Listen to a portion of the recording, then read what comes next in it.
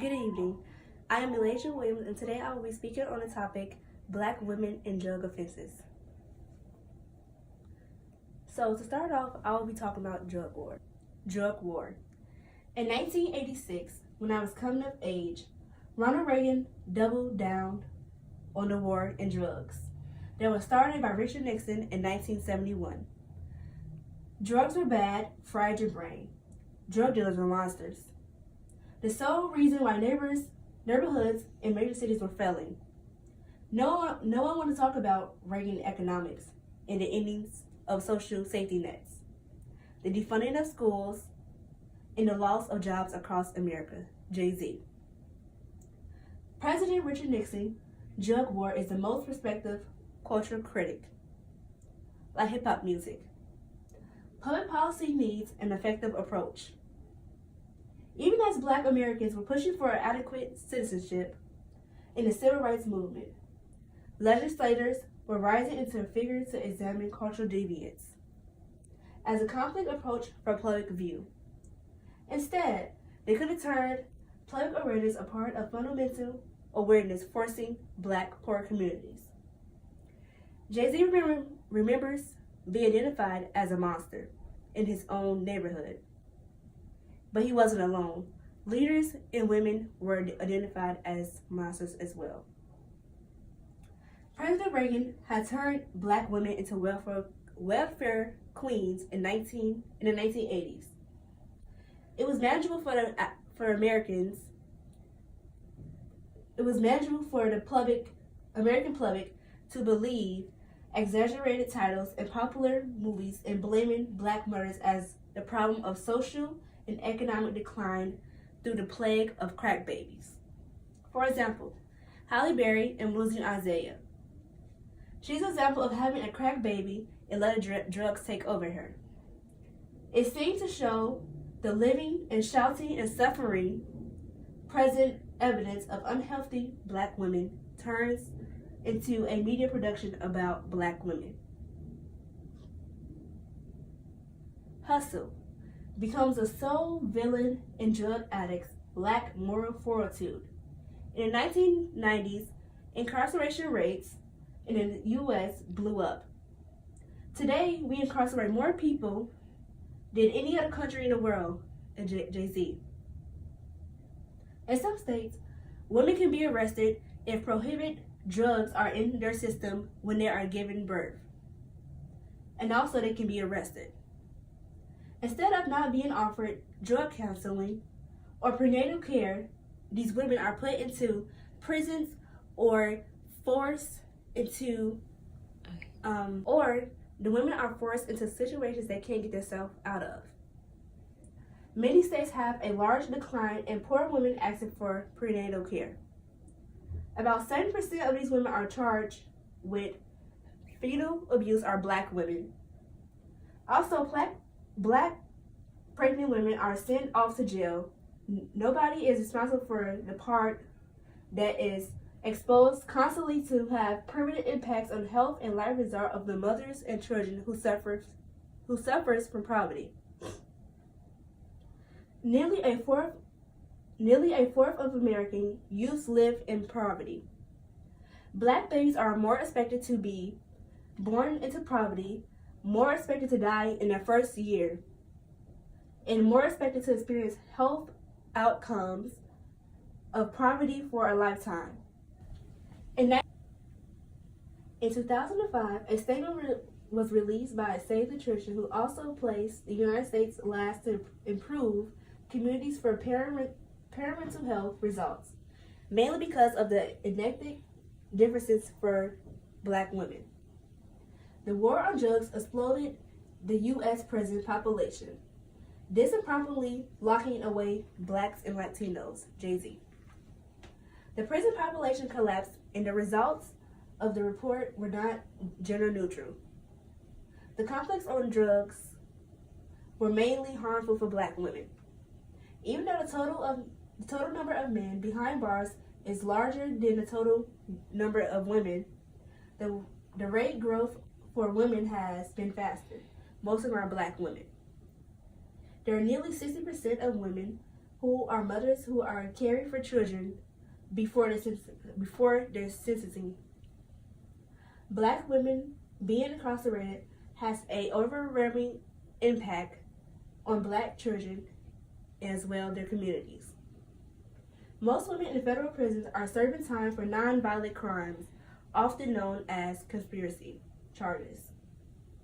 Society hears drug conspiracy and thinks of large-scale groups across the borders, such as a majority of women incarcerated are survivors of domestic abuse, sexual abuse, trauma from childhood. It is likely this woman is in a situation where she or her children may experience trauma or abuse. For example, if her boyfriend sells drugs from an apartment and she is arrested and asked if she knows anything, she has two choices: either to confirm she knows knowledge of the drug sales or deny it. If she confirms, she can be convicted. She may suffer violence. If she refuses to cooperate. Most women in federal prisons are serving time for nonviolent crimes, such as drug conspiracy charges. When society hears drug conspiracy, they think of large scales of groups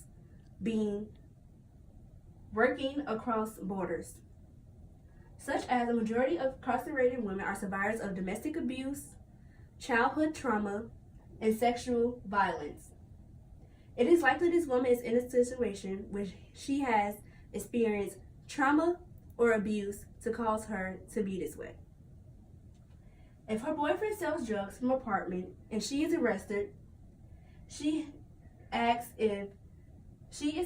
if she knows anything. She has two choices: whether to tell the truth or to deny it. If she denies it, then she may faces harsh mandatory minimum sentencing. And she's confirming her knowledge of drug sales, she will be evicted and may suffer violence. Also, for example, Kimba Smith, known as the poster child, for how these drugs swept Black women who were guilty of a little more than being victims. Kimba was 7 months pregnant, had no criminal background, and was charged with a non-violent offense, and was in an abusive relationship with a guy who operated a major drug ring. Still, Kimba was sentenced 24 years in prison as a result of a mandatory minimum drug laws. Her story said this was a war with weapons powerful enough to ruin the different world dreams of Black girls. Kimba Smith and Sharna Jones. In 1999, the age of Sharna Jones, who had an 8-year-old daughter, was arrested and sentenced 1 count of conspiracy, dispensing crack cocaine, which led to conspiracy. She was given a life sentence. At the age of 23, just for 1 count of a non-violent offense. In May 2014, after spending 15 years in a maximum security prison, she wrote a hard-reaching letter trying to better the world to see the arrangement of this inequality.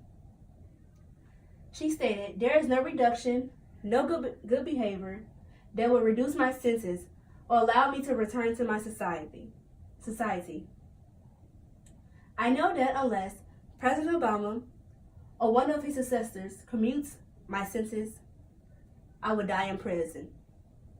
A life sentence in federal system is just a very slow death. President Clinton and President Barack Obama awarded free pardon to Kimba Smith and Sharna Jones. They are now free women, but there are still other women who are suffering in the system of our nationwide acknowledgement to Black women who are guilty of being victims of poverty, structural difference, abuse, and trauma. They are locked away removed from parental rights, permanently destroyed their sense to explore education, have a solid home, start a business, and be able to vote in elections. Even today, young Black girls are suspended, criminalized, and forced out of school into juvenile, where they experience disproportionately several punishments, usually imbuing the crucial emotion and physical shock. Women of color. Drugs transpires at a comparable rate across racial and ethnic groups, but racialized women are more prone to be criminalized for drug war and crimes than white women. Black women are not prone than white women to practice illegal drugs during pregnancy, but they are most suitable to report child welfare assistance for drug use. In conclusion, Black women who are incarcerated on drug offenses are seen as not caring for their families and not being a Black woman as the world sees the Black woman.